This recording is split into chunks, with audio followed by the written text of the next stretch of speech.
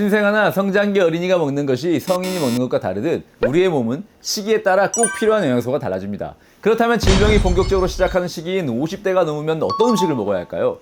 당연히 이전과는 달라져야 할 텐데 이것에 대해 생각해 보신 분 있으실까요? 몸이 이전과 달라지기 시작한다면 우리가 먹는 것도 달라져야겠죠. 하지만 그걸 알아도 구체적으로 무엇을 먹어야 하는지 막막하실 겁니다. 나이에 맞는 음식을 먹으면 노화나 성인병을 더 효과적으로 관리하실 수 있습니다. 그럼 바로 본론으로 들어가 보도록 하겠습니다. 50대가 넘으면 찾아오는 질환들은 젊었을 때 찾아보기 힘든 것들이 대부분입니다. 일단 관절이 약해지고 근육도 줄어들고 체중 관리도 힘들어지고 또 요즘 여성분들뿐 아니라 남성분들도 갱년기 증상이 오기도 하죠. 하지만 무엇보다 빈발하는 것은 노화, 치매, 성인병인데요. 여러분도 젊었을 때는 이런 거 신경 안 쓰시고 마구 드셨을 거잖아요. 우리 몸은 노화에 가면서 호르몬 상태도 변하고 체력도 떨어져서 전보다 덜 움직이게 되는데요. 몸은 변했지만 젊었을 때 먹던 식습관은 아직도 그대로 남아있기 때문에 먹는 것이 그대로여도 살은 더 찌게 되는 것이고 비만해진 몸은 각종 질환에 더 취약해지게 됩니다. 그렇기 때문에 건강하기 위해서는 필수적으로 50대의 식생활을 한 번 더 점검하셔야 합니다. 그럼 50대에 가장 흔하게 시작되며 또 그만큼 무서운 노화, 성인병, 치매에 좋은 음식들 바로 알아보도록 하겠습니다. 내가 과연 잘 먹고 있었는지 스스로 확인해보세요. 일주일에 3번 이상 드시고 계셨다면 합격입니다. 영상 끝까지 보시면서 혹시 합격하신 분들 계시면 댓글 남겨주세요. 아마 별로 없으실 거로 예상됩니다. 50대 이상이신 분들은 이제 각자 질환 하나씩은 관리하기 시작할 때이니 무작정 좋으니 드시라고만 하는 것이 아니라 각 음식들마다 조심하셔야 할 분들도 함께 알려드리도록 하겠습니다. 잘 들어주세요. 50대 이상인 분들이 드시면 좋은 음식 그 첫 번째는 바로 토마토입니다. 토마토는 타임지에서 선정한 10가지 슈퍼푸드 중 하나인데요. 슈퍼푸드가 10가지나 되는데 그중 왜 하필 토마토일까요?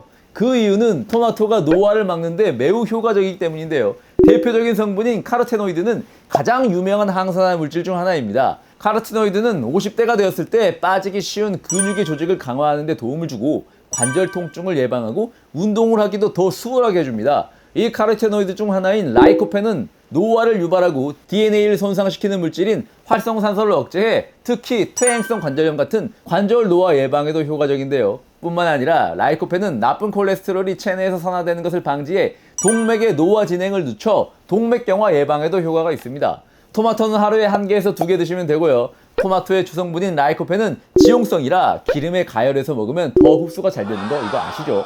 오징어 약사는 올리브에 토마토 토막내서 구워 먹는 것이 제일 맛있더라고요.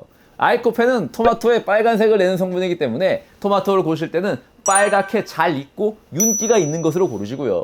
이건 모르시는 분들도 많을 텐데요. 나트륨 배출에 도움이 되는 토마토의 칼륨 성분은 수용성이라 물에 너무 오래 담가두면 빠져나가기 때문에 씻는다고 물에 너무 오래 담가두지 말아주세요. 그리고 토마토의 높은 칼륨 수치가 신장이 안 좋으신 분들에게는 무리를 줄 수도 있으니 신장 안 좋으신 분들은 조심해서 드시는 게 좋습니다. 50대 이상이신 분들이 드시면 좋은 음식 그 두 번째는 바로 녹차입니다. 녹차 역시 슈퍼푸드로 선정되어 토마토 못지않게 항산화하면 빠질 수 없는 식품이라 전에 드시지 않았던 분들도 50대가 드셨다면 반드시 챙겨 드셔야 할 음식 중 하나입니다. 녹차가 중요한 이유는 고지혈증을 비롯하여 50대가 가장 취약한 질병의 예방 효과가 뛰어나기 때문입니다. 녹차에는 비타민C, 폴리페놀 등 다양한 항산화 성분이 들어있는데요. 폴리페놀은 콜레스테롤 흡수를 감소시켜 고지혈증에 효과가 있습니다. 서울 삼성병원 건강의학센터에서 커피와 녹차로 LDL 콜레스테롤 농도에 대해 실험한 결과 녹차의 LDL 감소 효과가 커피보다 더 큰 것으로 발표되었습니다.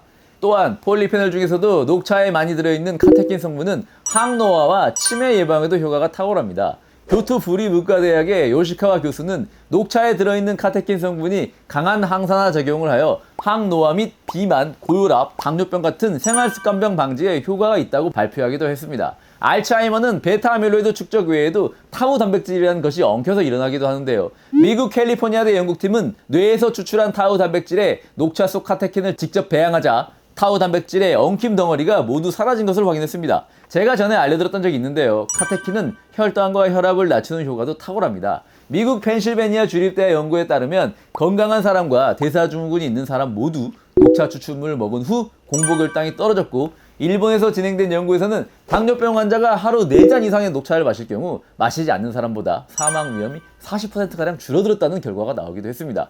그런데 여러분들 녹차 드실 때에도 가장 효과적으로 먹는 방법이 있다는 거 이거 모르시는 분들 많을 텐데요. 제가 간단하게 알려드릴게요. 잘 들어보세요.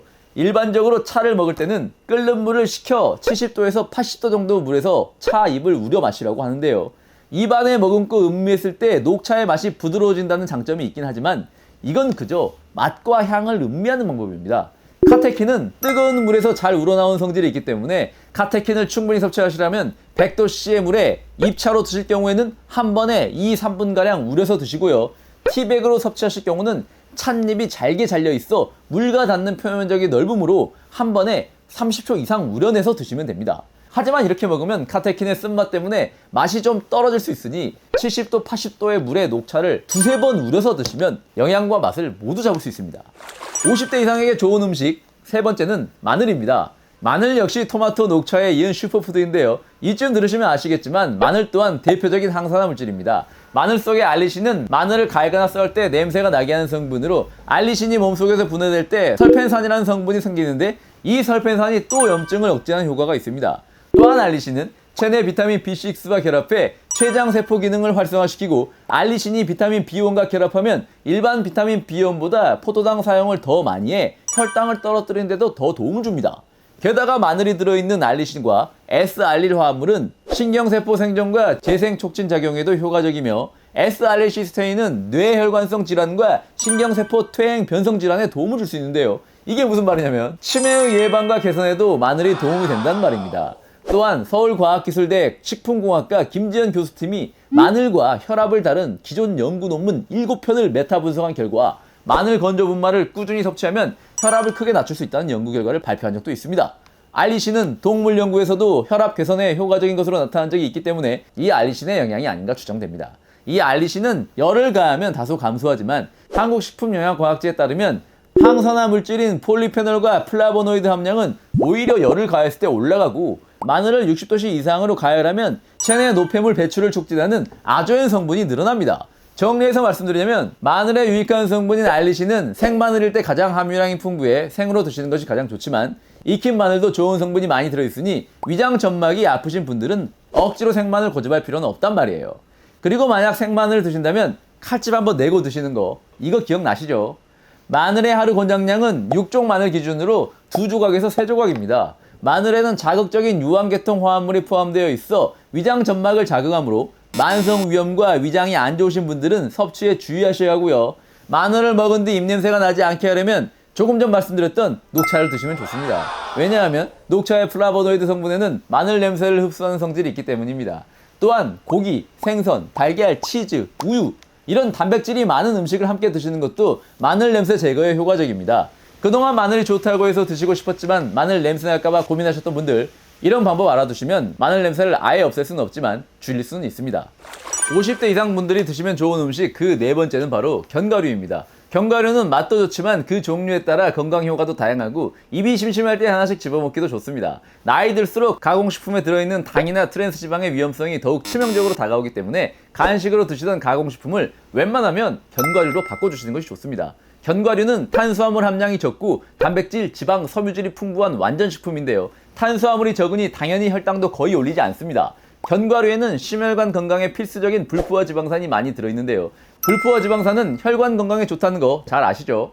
실제 미국 식품의학처 연구에 따르면 하루에 약 28.4g의 견과류를 먹으면 심장질환이 20%에서 60%까지 줄어드는 것으로 나타났습니다. 그리고 또 견과류에는 지방이 많긴 하지만 포만감도 높아서 매일 14g 정도 섭취하면 오히려 비만 위험이 감소한다는 연구도 있습니다. 미국 하버드대학교 연구팀은 20년간 30여만 명을 대상으로 실험한 결과 견과류를 매일 섭취한 사람은 비만이 될 위험이 23%나 낮았다 합니다. 견과류의 권장량은 하루에 20g, 한 줌 정도 되니까요. 지나친 섭취만 하지 않으면 오히려 체중 감소에 도움을 줄 수 있습니다. 견과류는 산패하거나 곰팡이가 생기기 쉬우니 밀폐 용기에 담아 빛과 공기가 통하지 않도록 냉장이나 냉동 보관하시거나 소포장된 제품으로 드시는 것이 좋습니다. 견과류가 쩐내가 나면 산패되기 시작한 것이므로 안 드시더니만 못하니 미련 없이 그냥 버려버리세요. 오징어 약사는 그냥 음식 어떤 거 먹으라고 딸랑 알려드리는 것이 아니라 이렇게 어떤 것을 골라서 얼마만큼 먹는지, 어떻게 먹어야 할지, 그리고 어떤 사람이 조심해야 하는지까지 다 알려드리니까요. 도움이 조금이라도 되셨다면 좋아요 한번 눌러주시고요. 함께 건강한 50대 이상을 보내시고 싶은 분들에게 공유 한 번씩 부탁드릴게요. 50대 이상에게 좋은 음식 그 다섯 번째는 달걀입니다. 달걀 역시 건강에 필요한 영양소를 대부분 갖춘 완전식품이라고 불리는데요. 영양소로 꽉 차 있는데 먹기도 너무 간편해서 안 먹으면 손해일 정도로 백익무해한 이런 음식이라고 기억 잘 나시라고 마지막에 넣습니다.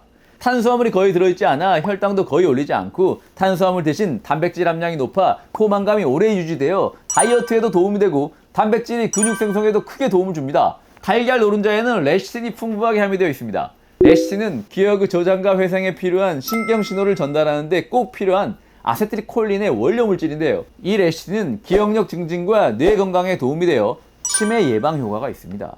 식약처에 따르면 레시틴은 유화작용을 일으켜 혈액 속 콜레스테롤을 녹여서 에너지로 전환하고 콜레스테롤 농도도 낮춰줄 수 있습니다. 참고로 레시틴의 흡수율은 반숙으로 드실 때 가장 좋습니다. 오징어 약사의 달걀 권장량은 하루 1개지만 더 드시고 싶으신 분들은 이전 달걀 영상에서 권장 섭취량 자세히 다뤄드렸으니 참고하시고요. 더 드셔도 좋습니다.